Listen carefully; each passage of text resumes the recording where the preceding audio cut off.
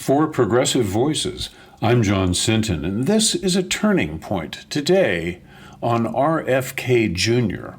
I spent my life in media managing broadcast talent, roughly 300% of whom have some degree of narcissism, including the kind hosts need to bolster their self-confidence and also the kind that convinces them that they don't have to follow the rules.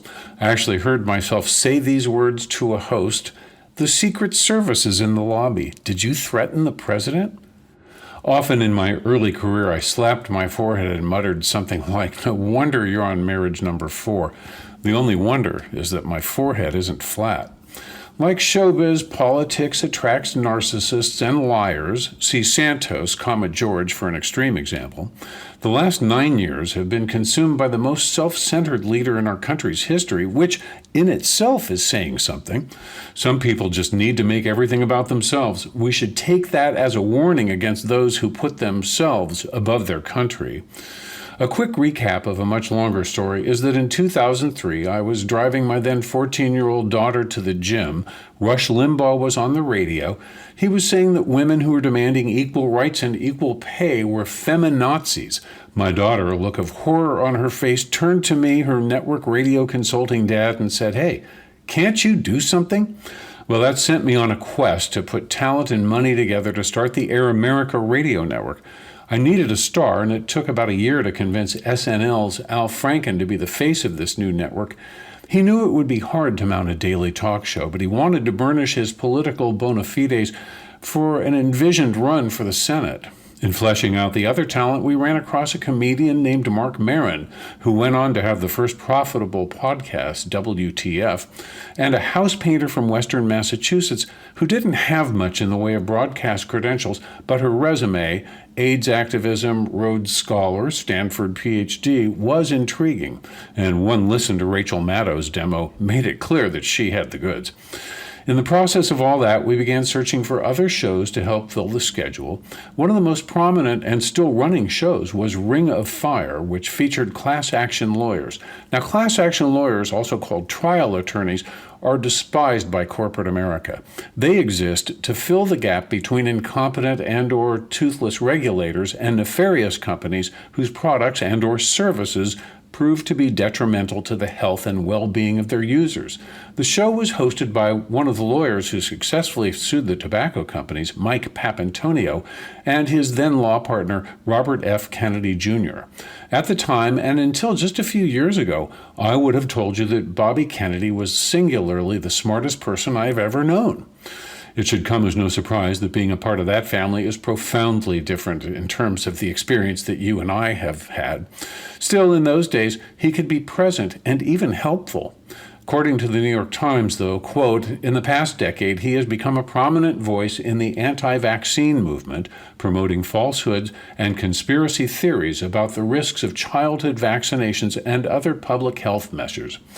That work gave him a large platform during the coronavirus pandemic, and when he questioned the safety of COVID vaccines and the official narratives of the virus's origins, unquote, he gathered a crowd. By 2023, most of his family had turned against him. On St. Patrick's Day, they made a show of surrounding President Biden for a photo op. Third-party campaigns worry both parties. Dems in particular are afraid that the Camelot vibe that JFK instilled in the country some 60 years ago would extend to his brother's son.